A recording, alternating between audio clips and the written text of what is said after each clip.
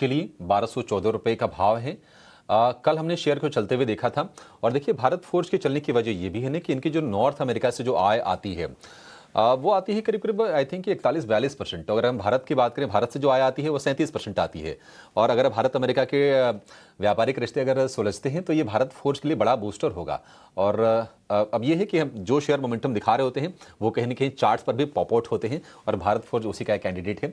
1255 के टारगेट है। ठीक है, दो शेयर हो गए ओशो जी की तरफ से। अच्छा, इस बीच वेदांता को लेकर खबर आ रही है, ब्रेकिंग न्यूज की नए वेल डेवलप करने के लिए 1912 करोड़ रुपए खर्च करने की योजना है। थोड़ा विस्तार से इस खबर को समझेंगे कि क्या कंपनी हाइड्रोकार्बन को लेकर कुछ। जी हाँ, 13 हाइड्रोकार्बन ऑफशोर वेल बनाने की कंपनी की योजना है गुजरात में। तो वेदांता के शेयर पर तो व्यू लेंगे ही लेंगे। अच्छा, एक काम कीजिए कुणाल जी, वेदांता पर व्यू दीजिए और लगे हाथ अपने शेयर बता दीजिए कि आप कहां पर बुलिश हैं, क्या खरीदने की आप सलाह दे रहे हैं। सी पहले मैं स्टॉक्स बता देता हूँ, फिर वेदांता पे मैं आपको व्यू देता हूँ। फर्स्ट है जो दो स्टॉक्स मुझे आज के ट्रेडिंग सेशन में पसंद आ रहे हैं। फर्स्ट है oil and gas. As a sector में आज बाइंग मोमेंटम है, स्ट्रॉन्ग बाइंग इंटरेस्ट है। वहां से मेरा पिक रहेगा पेट्रोनेट। पेट्रोनेट आपने देखा रहेगा कि टेक्निकल चार्ट्स पे एक inverted head and shoulder pattern बना है, उसका ब्रेकआउट है, पॉजिटिव डाइवर्जेंस है। एंड मुझे लगता है कि शॉर्ट टर्म मूविंग एवरेजेस को भी इसने निकाल दिया वॉल्यूम्स के साथ। तो यहाँ पे अपसाइड की मोमेंटम कंटिन्यू रहनी चाहिए, तो यहाँ पे बाई की सलाह है। करंटली 279 के आसपास चल रहा है, आपको 273 का एक स्टॉप लॉस रखना है। डाउन साइड पे हाई लेवल्स पे मैं 285 से लेकर 290 तक के टारगेट देख रहा हूँ पेट्रोनेट पे। सो पेट्रोनेट पहली पिक रहेगी बाई साइड पे। सेकंड है टाटा केमिकल्स। टाटा केमिकल्स में हम देख रहे हैं कि अच्छी खासी एक शॉर्ट कवरिंग का मूव स्टार्ट हुआ है। यहाँ पे एक कंसोलिडेशन था, उसका ब्रेकआउट आ चुका है। टाटा केमिकल की इस ये महीने की लास्ट एक्सपायरी है, उसके बाद वो एफएनओ से निकल रहा है, जो कहीं ना कहीं शॉर्ट्स सब स्क्वायर ऑफ हो गए। तो यहाँ पे बाय की सलाह रहेगी मेरी। स्टॉप लॉस आपको रखना रहेगा डाउन साइड पे 940 का। अप साइड पे मेरे टारगेट्स रहेंगे 980 से लेके 1000 तक के। सो ये दो स्टॉक है मेरे बाय साइड के। वेदांता की जहाँ तक बात करें, सो मेटल इंडेक्स पे हमारा व्यू काफी बुलिश है। यहाँ से ऑलरेडी मेटल इंडेक्स पे एक ब्रेकआउट आ चुका है, और हमारे पोजिशनल टारगेट्स उसके ऊपर 11,000 के इंडेक्स के हैं। वेदांता की जहाँ की बात करें, यहाँ पे अभी भी स्टॉक एक रेंज में फंसा हुआ है। ये जो हाई लेवल से सेलिंग प्रेशर आ रहा है 445 450 का जोन, वो ऑब्जर्व करना बहुत इंपॉर्टेंट है। अगर वो ऑब्जर्व नहीं होता है तो वापस स्टॉक के कंसोलिडेशन के फेज में चला जाएगा। सो अगर कोई रिस्की ट्रेडर है तो करंट लेवल्स पे अगर लॉन्ग करना चाहता है तो स्ट्रिक्ट स्टॉप लॉस रहेगा डाउन साइड पे 428 का। 445 450 तक के टारगेट्स रहेंगे। बट अगर एक पोजिशनल व्यू बना के काम करना है वेदांता पे, तो 450 के ऊपर अगर क्लोज करता है तो ही लॉन्ग करे अग्रेसिवली। वहां से स्टॉक आपको 490 500 तक के टारगेट्स बता सकता है। जी, तो चलिए यहाँ पर आपने ट्रेडिंग आइडियाज़ भी कुणाल ने बताया, और वेदांता पर भी एक राय। 0.5% 1% गेन, एक न्यूज़ फ्लो भी है, इम्पैक्ट इसका एक दिखता हुआ वेदांता के स्टॉक प्राइस पर। तो कुल मिलाकर हमारे टेक्निकल एक्सपर्ट्स की तरफ से उनके क्लोजिंग ट्रेड्स आपके स्क्रीन पर आप देख रहे हैं। खरीदारी के ही मौके बन रहे हैं, बाजार में कन्विक्शन एक्सपर्ट्स का भी कायम है। ऑटोमोबाइल सेक्टर पर ओशो, आपसे एक टेक मैं जानना चाहूँगी, बिकॉज जो जीएसटी रैशनलाइजेशन, रेट रैशनलाइजेशन की खबर थी, उसके सबसे बड़े बेनिफिशियरीज में कंजम्पशन के ही साथ साथ auto sector. In fact auto sector की चाल काफ़ी बढ़िया तेज़ी दिखा रही थी।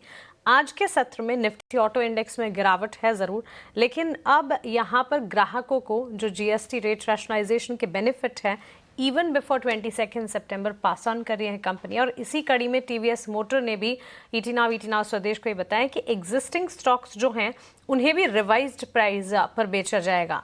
आज के सत्र में ऑटो सेक्टर में हम गिरावट देख रहे हैं, लेकिन आने वाले दिनों में फेस्टिव डिमांड का बूस्ट इस स्पेस को मिलेगा ही मिलेगा। सो क्या गिरावट में कहीं एंट्री अपॉर्चुनिटी ढूंढनी है? हालांकि टीवीएस मोटर का स्टॉक आज भी चल रहा है 0.5% 1% गेन्स के साथ। सी ओवरऑल मानसिक देखें तो इस दौरान पिछले 2-3 हफ्तों में ऑटो स्पेस में काफी स्ट्रॉन्ग ट्रैक्शन देखने को मिला है। तो मुझे लगता है जिस हिसाब का अभी ट्रैक्शन मेंटेन्ड है एंड हायर लेवल्स पे अगर हम देखें तो काफी ओवर हीटेड पैरामीटर्स में मेजॉरिटी ऑफ द काउंटर्स इस स्पेस से पहुंच चुके हैं। सो थोड़ा सा कंसोलिडेशन हो सकता है, बट ये बाइंग की ही अपॉर्चुनिटी दिखाएगा मार्केट में, बिकॉज अभी यहाँ पे हम हमारे सेंटिमेंट्स टर्न अराउंड हुए हैं just on GST news, but यहाँ पे जब एक्चुअल नंबर्स आएंगे तो वो और नंबर्स को, स्टॉक प्राइसेस को पॉजिटिव सेंटिमेंट प्रोवाइड करते हुए दिखाई देंगे। तो नो डाउट अभी थोड़ा सा एलिवेटेड लेवल्स पे ओवर हीटेड हैं पैरामीटर्स। थोड़ा कूल ऑफ होता है तब बिल्कुल बाइंग की अपॉर्चुनिटी बनती है। ओवरऑल ट्रेंड काफी बुलिश है। डिप आए तो सारे ऑटो काउंटर्स में बाई की सलाह है।